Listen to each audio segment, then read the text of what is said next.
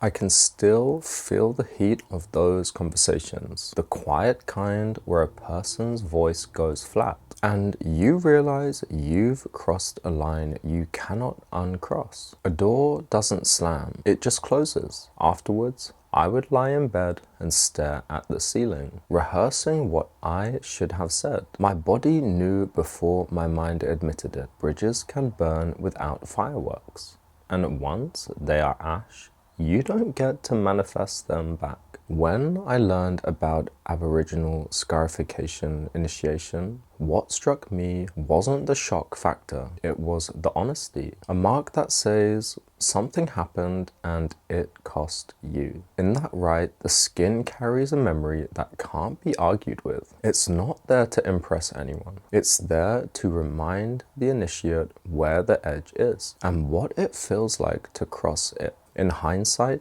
psychology might call this grief work. Not grief for a death, but grief for an old self-image. Grief for relationships I assumed were indestructible. Grief for a version of me that wanted to believe love could absorb any amount of instability without consequence. The mind tries to bargain. Explanations, spiritual language. I was going through something, but meaning never cancels consequence. Trust is a nervous system contract. When it breaks in the body first. Some of that grief was older and wider than one conversation. Love and illness had already taught me that care leaves marks. Witnessing change in the people closest to me had already altered what I thought was possible and what I thought could be lost. So I started small, just pure, honest accountability. Apologies with no demand attached. Space when space was asked for. I couldn't erase the scar. It had happened. It was there. But I could stop picking at it. I could write the truth of it without trying to sound noble. I could let the injury become instruction instead of another identity. This was the beginning of learning how to live after the burn. Then the material bill arrived, not as a metaphor, as numbers on a screen, as letters that don't care about your internal journey. I remember the kind of tension that makes your breath shallow without you noticing. My mind tried to float above it with a story, philosophy, seeing the bigger picture, but the body kept pointing down. This is real. Pay attention. The myth anchor is the Mongolian warrior ordeal. And I think about what an ordeal actually is. It's not aesthetic. It's not an identity. It's a moment when conditions strip your options. A warrior on the steppe doesn't get to negotiate with winter. The landscape doesn't validate your intentions. It just tests your preparation. In hindsight, psychology might call what hit me here shame integration. Shame is that urge to disappear, to hide from the invoice, to hide from the consequences, to hide from the people who might see you struggling. But disappearing doesn't solve law and structure. It just adds more chaos. The nervous system collapses into freeze, and then your decisions get worse. The pressure was not only financial here, it belonged to the same field as courtrooms, paperwork, letters, deadlines, official language, the modern theatre of consequence. Once you are in that system, your inner symbolism stops mattering unless it changes your behavior. The numbers become a kind of blunt scripture. This is what your choices cost. This is what still has to be handled. This is where repair starts. So the work became brutally practical. I wrote the numbers down. I made a plain, simple plan that I could follow even when my mind was loud. I asked for help in a way that didn't offload my responsibility. I stopped treating my body like an enemy because dysregulated biology makes bad math and even worse choices. I wrote notes to myself as plainly as possible. What is due, what matters, what can wait. and what requires calm. This is where spirituality either matures or becomes a scam. If the path is real, it has to meet the material world. That's undeniable. The ordeal isn't being punished. It's learning that consequence is also instruction. And I needed instruction. After the fallout, the room got quieter. Messages slowed, invitations virtually stopped. And in that silence, I learned who stays when the myth collapses. There is a specific feeling to it. Like standing outside in cold air with no coat, realizing you've been relying on warmth you didn't earn. I'd sit with a cup of tea going lukewarm, scrolling without contacting anyone, and feeling my whole body tense up with the urge to reach out and the fear of being seen as I was. The myth anchor here is ayahuasca shaman apprenticeship. Apprenticeship is a long session of not being special. It's repetition. It's service. It's showing up even when you are tired, even when you are humbled, even when no one is noticing you or applauding you. The apprentice doesn't get to demand community. They learn how to be safe for it. In hindsight, psychology might call this attachment recalibration. When you lose social mirrors, your mind starts building distorted ones. You imagine what everyone thinks. You turn silence into verdict. The temptation is to live inside private meanings, because private meanings cannot be challenged or exposed. That is how the labyrinth deepens. What I was really learning was the burden of return, how to carry both worlds, the inner knowledge of how close I had come to the edge, and the outer fact that ordinary people still need steadiness more than any of my explanations. Loneliness sharpened that lesson. So did gratitude. So I did the opposite of withdrawal. As consistent as I could, I kept the routine so my days didn't dissolve. I moved my body on purpose. Calisthenics, workouts, walking, anything that said, I am still here.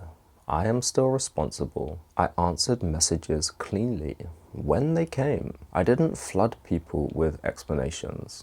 I respected people's boundaries, and I sought community with accountability. Spaces where reality checks were normal. How are you sleeping is a serious question, not just a social nicety. Isolation can be a teacher, but it is an incredibly dangerous one. Apprenticeship reminds me, you don't earn trust with intensity. You earn it with steadfastness. Some nights I set my phone on the other side of the room and let loneliness be a sensation instead of a story. Community is built by consistent behavior and not by urgency. That too is part of service. Becoming someone whose presence does not ask others to manage him. Later, when the panic softened, reflection started. Not the cinematic kind where everything makes sense all of a sudden. The slower kind where you name the damage without theater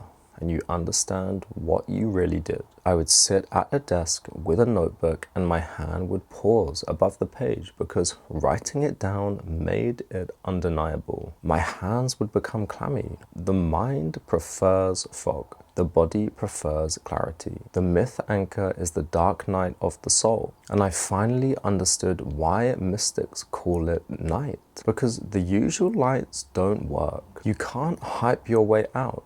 You can't spiritualize your way around. You cannot use any form of productivity hack here. You just have to be present and stay present while the ego loses its costumes. In hindsight, psychology might call this narrative integration, not rewriting the past into a heroic story, integrating it into a truthful one. I looked at patterns, where I chased meaning and where I ignored consequence, where I refused urgency with destiny, where I was misunderstood, and where I had also made myself difficult to hold. And I held a painful nuance. I can have compassion for myself and still take full accountability. for what I actually did and what I put people through. That's the under-discussed part. Accountability is a form of love. It's choosing reality over self-protection. It's recognizing that other people's nervous systems matter too. That laws and structures exist for a valid reason. That sleep deprivation isn't romantic. It's a massive risk factor. That when you are dysregulated, your perception lies. Writing became a witness practice. I could write to my past self, to my future self, to whoever would one day need the map, but only if I refused to distort the real costs. That refusal became part of why the story needed to be documented at all, not to justify, to tell the truth from the inside without turning it into more performance and more theater. So I made a life review ritual out of ordinary actions. Write one honest sentence, call one person and listen more than I speak. Apologize where it is appropriate and accept no when it's given. I also found myself imagining what a better environment would have looked like. What kind of room, what kind of tone, what kind of support could have held someone through this without flattening them or indulging them? The dark night isn't proof you are chosen.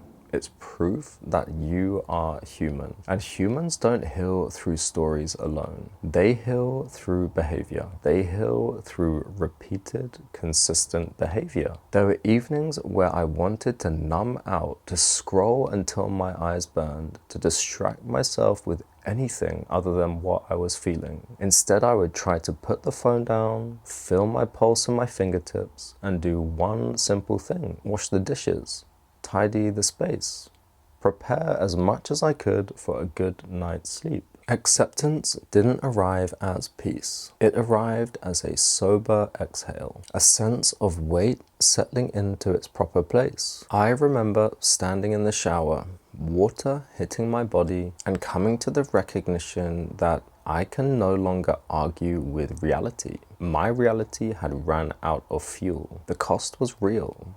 The losses were real, and pretending otherwise was just another way of staying trapped. The myth anchor is the burning phoenix, and I want to be careful with that image. The phoenix isn't a justification for destruction. It's a symbol for transformation after consequence, not instead of it. Fire does not ask if the house was meant to burn. Fire burns, and then you live with what's left. The image grew wider for me too. Global bird of renewal myths. Christ after the tomb. The shaman re-entering the village after trance states. All of them only matter if the return is real, if the person comes back, if they are able to live, if they are able to serve, if they are able to carry the ash without pretending it was perfume all along. Psychology might call this post-traumatic growth, but only if we name the condition. Growth requires a container.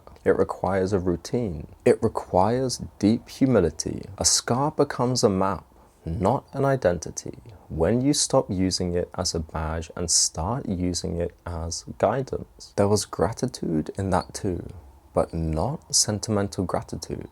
The harder kind. Gratitude that I was still here, still sane enough, still free enough to rebuild something at all. Gratitude for the people who had helped without feeding my delusions. Gratitude rituals began to make sense, not as a performance, but as orientation toward what kept me alive. So the grounding thread tightened. I built a day around regulation. I treated sleep like medicine. I kept my word in small ways, because small ways are how you rebuild a self. I respected law and consequence. I stayed in community, not as an audience, but as accountability. People who can say kindly, "You are spinning," and people I'm willing to listen to. That is what I wanted now. Not to erase the past, but to carry it responsibly and to keep walking, even when everything inside me wants to give up. And when the old urge to chase intensity returns, I treat it like a weather report. I notice it, I name it, and I tell someone. Then I went back to the anchors and the next responsible choice.